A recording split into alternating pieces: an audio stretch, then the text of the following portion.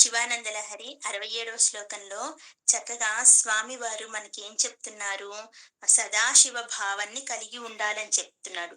సదాశివుడి యొక్క ఆనంద రూపాన్ని గుర్తు చేసుకోమంటున్నాడు. అలా సదాశివ భావంలో ఉంటే ఏం కలుగుతుంది మనకు? ఎలాంటి ఆనందం కలుగుతుంది? నిర్గుణ, నిరాకార సాధనలు, మళ్ళీ నిర్గుణ సాధన, నిరాకార సాధన, వాటి విశేషాల్ని చెప్పాడు. ఇంకా ఏం చెప్పారు మనకు?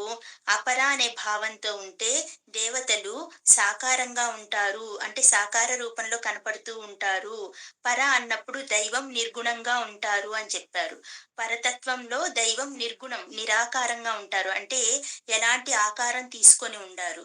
అపర అంటే మనకు దగ్గరలో ఉన్నారు అనే భావనలో ఉంటే సాకారంగా ఉంటారు అని, నిరాకారానికి, సాకారానికి, నిర్గుణానికి మనకి చక్కటి వివరణ ఇచ్చారు. అలాగే మనకు సదాశివుడు అనే భావాన్ని కలగజేసుకోమంటున్నాడు మనస్సులో. ఎందుకంటే సాక్షాత్తు అమ్మవారే ఆ సదాశివ భావాన్ని పొందింది. ఆమె ఆ సదాశివుని పర్యంకంగా చేసుకుంది. అది ఒక్కసారి గుర్తు చేస్తున్నారు. అంటే ఎందుకు గుర్తు చేస్తున్నారు అంటే, సదాశివుడు, ఆ సదాశివ భావనలో ఉన్న అంతరార్థాన్ని ఈరోజు మనకి తెలియచేస్తున్నారు. గత శ్లోకంలో ఏమో సృష్టి యొక్క రహస్యాన్ని నిగూఢంగా చెప్పకనే చెప్పారు. అలాగే మనకు ఈ సృష్టిని చేయడానికి నటరాజ స్వరూపం తీసుకున్నప్పుడు ఆయన ఎలా ఉంటాడు, ఏ పంచతత్వాలతో ఉంటాడో, ఇప్పుడు అమ్మ కూర్చున్న పర్యాంకానికి కూడా అలాగ 5 తత్వాలు ఉన్నాయి. సృష్టి జరిగిన తర్వాత అవి ఎలా ఉంటాయి అనేది వెంటనే ఈ శ్లోకం చెప్పడం ఆది శంకరాచార్యుల వారికే చెల్లింది. అదేంటో మనం కూడా ఒక్కసారి తెలుసుకుందాము. ఏం వివరించదలుచుకున్నారంటే ఆయన మనకు లలిత సహస్రనామంలోని 58వ నామమైన పంచబ్రహ్మాసనాస్థిత అంటే ఏంటి? అమ్మవారిని 5గురు బ్రహ్మల పైన, పంచబ్రహ్మల పైన కూర్చొని ఉంటుంది అని చెప్పారు. ఎవరు ఆ బ్రహ్మలు? ఒకరు బ్రహ్మ అంటే ఆమెకున్న మంచానికున్న 4 కోళ్ళు. ఒక కోడు బ్రహ్మ, ఒకటి విష్ణువు, 3 రుద్రుడు, 4 ఈశ్వరుడు. మరి రుద్రుడు, ఈశ్వరుడు ఒకటే గదండీ! మళ్ళీ రుద్రుడు, ఈశ్వరుని 2 కోళ్ళు ఎందుకు అంటే, రుద్రుడు అంటే లయం చేసుకుంటాడు. ఆయన రూపం వేరే. ఈశ్వరుడు అంటే సదా ఐశ్వర్యాన్నిచ్చేవాడు ఈశ్వరుడు. ఈయన రూపం వేరే. ఇలాగా బ్రహ్మ, విష్ణువుని, రుద్రుణ్ణి, ఈశ్వరుణ్ణి తన మంచానికి 4 కోళ్ళగా కలిగి ఉంది అమ్మ. ఇంకా పర్యంకంగా ఎవరిని చేసుకుంది? సాక్షాత్తు ఆ సదాశివుడునే. పర్యంకం అంటే మంచమండి. ఆ పర్యంకం మీద పలకంగా సదాశివుడిని చేసుకొని, ఆ సదాశివుడి మీద ఆమె ఆసీనురాలయ్యింది. ఆ 5 ఏంటి? పంచబ్రహ్మ సనాస్థితాలో మనకి 4 మంచం కోళ్ళు వచ్చినాయి. ఐదోదేంటి? ఆనందకరమైన సదాశివుడు. ఆ సదాశివుడి భావన మీద ఆమె కూర్చొనుంది. అందరూ అంటుంటారు, శివుడి మీద లలిత అమ్మవారి ఫోటో చూడగానే ఆమె శివుడి మీద కూర్చొనుంది, శివుడిని ఆసనంగా చేసుకొని కూర్చొనుంది అని చెప్పేసుకుంటూ ఉంటాం, మనకి తెలిసి తెలియని మాటలు. అలా శివుడి మీద ఎందుకు కూర్చొనుంది? ఆయన శివుడు కాదు, సదాశివుడు. ఆ సదాశివుడి మీద ఎందుకు ఆసీనురాలైంది అంటే ఏంటి దీని అర్థం? లోకంలో అన్నిటికంటే లలితాదేవి అత్యున్నతమైన శక్తి కలిగిన వారు అని అర్థం. నిన్ననే చెప్పుకున్నాము. సృష్టి ప్రారంభించడానికి ముందు ఆ ఈశ్వరుడికి అంతటి శక్తిని ప్రసాదించగలిగేది ఒక్క అమ్మ మాత్రమే. అమ్మ ప్రేరణతో ఆయన బ్రహ్మగారికి సృష్టి కార్యక్రమం అనే బాధ్యతను అప్పగిస్తారు. అదే చెప్తున్నారు ఇక్కడ శ్లోకంలో కూడా. లోకంలో అన్నిటికంటే అత్యున్నతమైన శక్తి కలిగిన వారు మన అమ్మ. ఇంకొక వివరణ గూడా ఉంది. మనకి ఎవరు 4 మంచం కోళ్ళని చెప్పాం కదా! ఒక మంచం కోడు సృష్టికర్త అయిన బ్రహ్మ. రెండో మంచం కోడు సంరక్షకుడైన విష్ణువు. మూడవ మంచం కోడుగా ఎవరున్నారు? విధ్వం చేసే రుద్రుడు. నాలుగవ మంచం కోడుగా సర్వోన్నత ప్రభు అయిన ఈశ్వరుడు. పర్యంకంగా ఎవరున్నారు? ఆనందకరమైన ఆ సదాశివుడు. ఈ పంచరూపాలు, ఈ పంచరూపాలకి వివరణిస్తున్నారు. ఎలాంటి వివరణ? బ్రహ్మదేవుడేమో భూమికి చేస్తారంట. విష్ణువేమో నీటికి, రుద్రుడు అగ్నికి, ఈశ్వరుడు వాయువుకి, సదాశివుడు ఆకాశానికి ప్రతీకలుగా.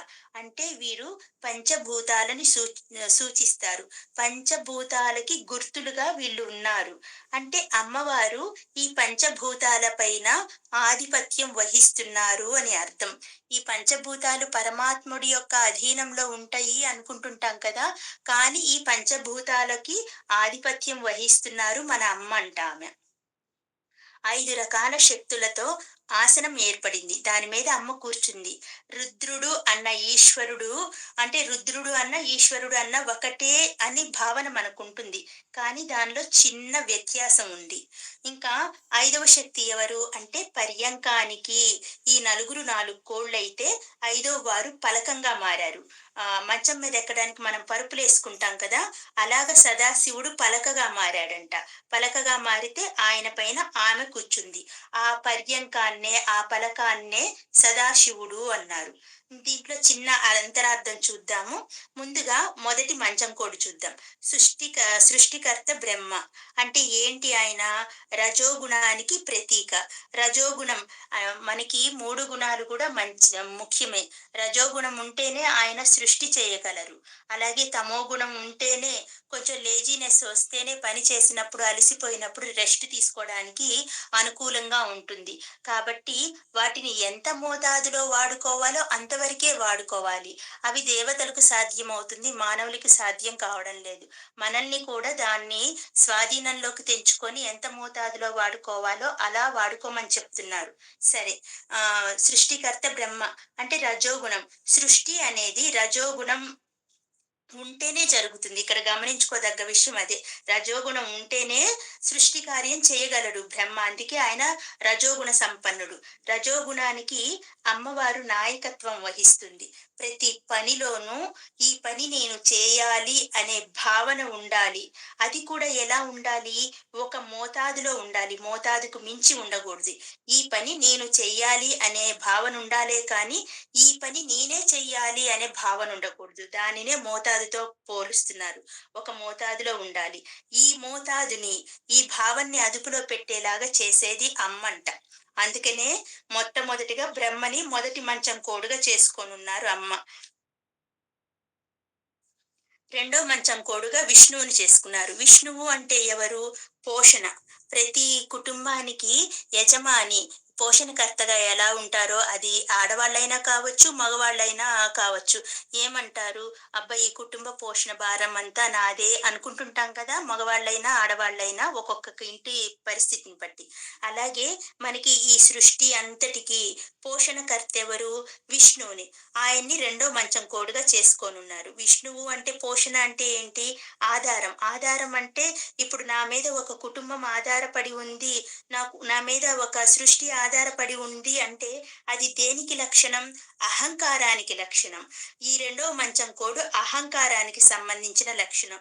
తన ద్వారా జరుగుతుంది.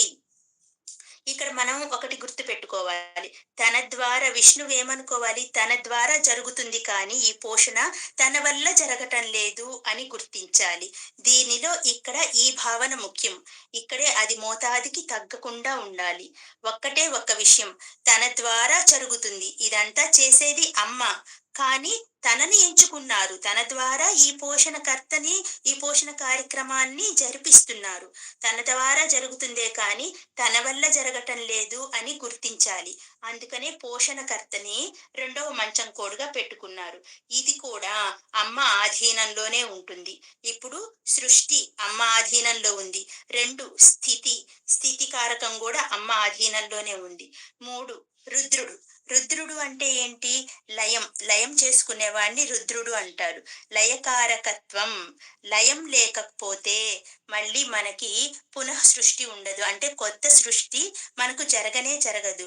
ఒక సృష్టి జరిగిన తర్వాత తప్పకుండా దానికి అంతం అనేది ఉండాలి. అలా అంతమైతేనే మళ్ళీ ఫ్రెష్‌గా కొత్తగా సృష్టించబడేది ఎవరైనా. కాబట్టి లయకారకం తప్పకుండా ఉండాలి. లయకారకత్వాన్ని కలిగిన వాడు ఈ రుద్రుడు. లయం కావడం అంటే మనకి ఏంటి తెలుసు? నశించిపోవడం. అయ్యో! లయమైపోతున్నారంట అనే మనకు తెలుసు. లయము అంటే నశించిపోవటం అని కాదు అర్థం. కలిసిపోవటం. కలిసిపోవటం. అంటే మనం ఈశ్వరుడిలో కలిసిపోతున్నాం. మళ్ళీ ఆయనకి అవసరం అనిపించినప్పుడు, తనకి బుద్ధి పుట్టినప్పుడు మళ్ళీ తీసి కొత్తగా మనల్ని పునః సృష్టి జరిపిస్తాడు. కాబట్టి నశించిపోవడం అనే భావనను మనం చేసుకోకూడదు. కలిసిపోవడం. ఎలాగైతే ఒక గ్లాసు నీళ్లు తీసుకొని దానిలో చిటికెడు ఉప్పు కలుపుతాం. ఏమవుతుంది మనకు? ఆ ఉప్పు నీళ్ళల్లో కరిగిపోతుంది. అంతేకాని నశించిపోదు కదా! నశించిపోయింది అనము. ఆ సాల్ట్, ఆ ఉప్పు నీళ్ళల్లో కరిగిపోయింది అంటాం. లయం కావటం కూడా ఇలాంటిదే. కలిసిపోతున్నాము కానీ అతనిలో మనం నశించిపోవటం. ఈ కార్యక్రమాన్ని జరిపించేదే రుద్రతత్వం అంటారు. ఈ కార్యక్రమాన్ని జరిపించేవాడు రుద్రుడు. అతన్ని ఆమె మూడో మంచం కోడుగా పెట్టుకొని ఉన్నారు. కలిగి ఉన్నారు తన పర్యంకానికి. ఇది కూడా అంటే ఇప్పుడు ఏంటి, సృష్టి, స్థితి వచ్చింది. లయం. ఈ లయ కార్యక్రమం కూడా, లయం చేసే కార్యక్రమం కూడా అమ్మ ఆధీనంలోనే ఉంటుందంట. ఇంకా నాలుగో తత్వం ఈశ్వరుడు. ఈశ్వరుడు అంటే నాలుగో మంచం కోటుగా ఈశ్వరుణ్ణి కలిగి ఉంది ఆమె. ఈశ్వరుడు అంటే ఏంటి? శక్తి, చైతన్యము, సంపద. ఇవి దేనికి సహకరిస్తాయి? ఈశ్వరుడు అంటే ఇవి అర్థాలు. శక్తి, చైతన్యము, సంపద. ఇవన్నీ దేనికి సహకరిస్తాయి అంటే మళ్ళీ క్రొత్త సృష్టి చేయడానికి సహకరిస్తాయి. అంతేనా? లయం చేసుకొని ఆయన ఏమైపోయాడు? అలా మౌనంగా ధ్యానంలో ఉండిపోయాడు. మళ్ళీ కొత్త సృష్టి చేయాలంటే ఆయనకేం కావాలి? సృష్టి చెయ్యాలి అన్న చైతన్యం రావాలి ఫస్టు. ఆ తర్వాత ఏముండాలి? ఆ సృష్టి చేయడానికి తగిన ఒంట్లో శక్తి కావాలి. ఇవన్నీ చేయడానికి రావాలి అంటే ఈశ్వర తత్వం మనకి కావాలి. అందుకని ఈశ్వరుణ్ణి నాలుగో మంచం కోడుగా కలిగి ఉంది ఆమె. దీనికి మనం చిన్న ఉదాహరణ చెప్పుకోవచ్చు. అంటే చెట్లు, విత్తనాల గురించి.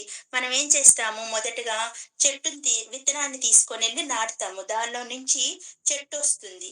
ఆ చెట్టులో నుంచి ఏంటి? ఆ విత్తనంలో సారం ద్వారా చెట్టు వస్తుంది. చెట్టు యొక్క సారం మొత్తం ఒక పండులోకి వెళ్తుంది. అలా వచ్చిన పండుని మనం తిని మళ్ళీ పడేస్తాం ఆ విత్తనాన్ని. మళ్ళీ ఆ విత్తనాన్ని నాటితే మళ్ళీ మనకు చెట్టు వస్తుంది. విత్తులో నుంచి చెట్టు రావడం కనపడుతుంది.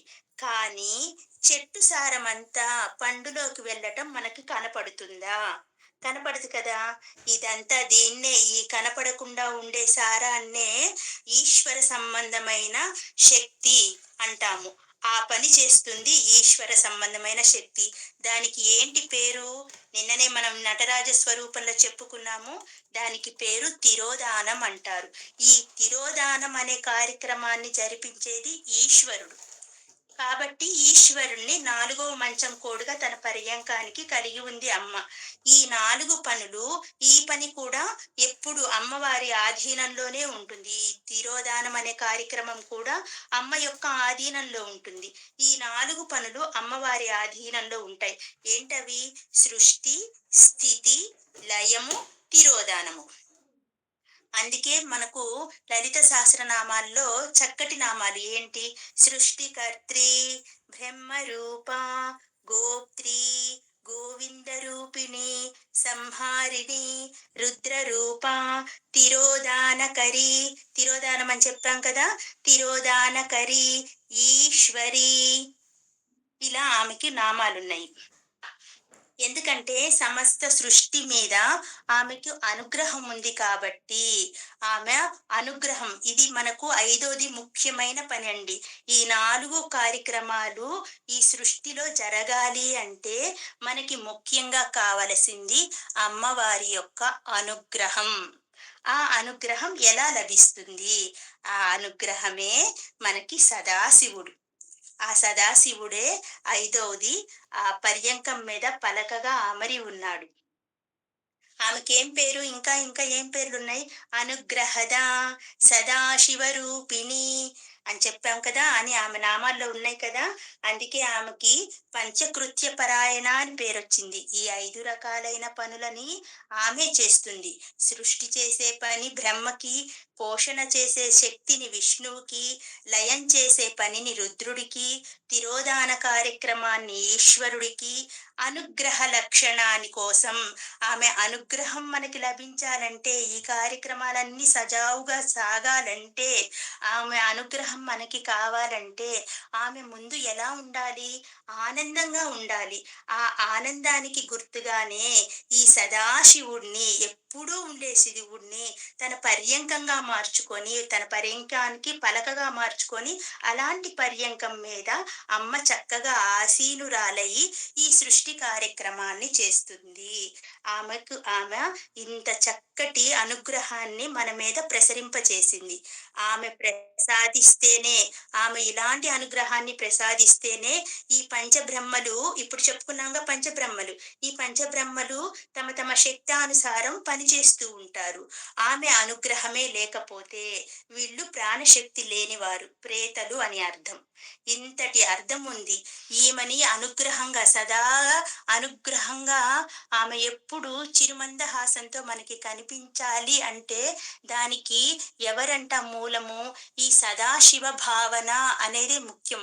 ఎందుకంటే సదాశివుడు చాలా ఓర్పుమంతుడంట. సదా ఆనందంగా ఉంటాడంట. ఏ కష్టం వచ్చినా, నష్టం వచ్చినా మిగతా రూపాలన్నింటిలో ఆయనకి ఎప్పుడైనా కించిత్ కోపమైనా వస్తుందేమో కానీ సదాశివ రూపంలో ఆయన ప్రశాంతంగా ఉంటాడంట. ఆయన ప్రశాంతంగా ఉంటాడు కాబట్టే ఐదో దాని కింద అనుగ్రహం కింద ఆయన్ని తీసుకొని ఆయన మీద ఆమె అలాగా ఆసీనురాలయ్యింది. తెలియని వాళ్ళందరూ ఏమంటుంటారు, అమ్మ చూడు భర్తని ఆసనంగా చేసుకొని కూర్చొని ఉంది. ఇలా విమర్శలు చేసేవాళ్ళు చాలా మంది ఉన్నారు. చక్కగా మనకి లలితాదేవి అమ్మవారి ఫోటో చూడగానే మనకి ఈ సృష్టి కార్యక్రమం అంతా చేపిస్తుంది అమ్మ. సాక్షాత్తు విష్ణువు, బ్రహ్మ, రుద్రుడు వీళ్ళందరూ ఆమె మంచానికి, ఆమె పర్యంకానికి కోళ్లుగా ఉన్నారంటే ఆమె శక్తి ఎంత గొప్పదో మనకి తెలుస్తుంది. అలాంటి శక్తి రూపిణ్ణి సదా ఆనందంగా ఉంచడానికి ఆ ఆ, ప్రేరణ ఎవరు అంటే ఈ సదాశివుడు. కాబట్టి ఈ శ్లోకంలో ఆ సదాశివ భావాన్ని చక్కగా స్వామివారు గుర్తు చేసుకుంటూ అమ్మ యొక్క పర్యంకానికి ఉన్న అర్థాన్ని వివరిస్తూ మనందరినీ కూడా అమ్మ అనుగ్రహం తెచ్చుకొని మీరు కూడా ఆ సదాశివ భావాన్ని ప్రపద్యే శరణు పొందండి అని చెప్తున్నారు చక్కగా మనకి ఆదిశంకరాచార్యుల వారు. మనం కూడా అలాగే చేద్దామా మరి? ఓం నమ శివాయ.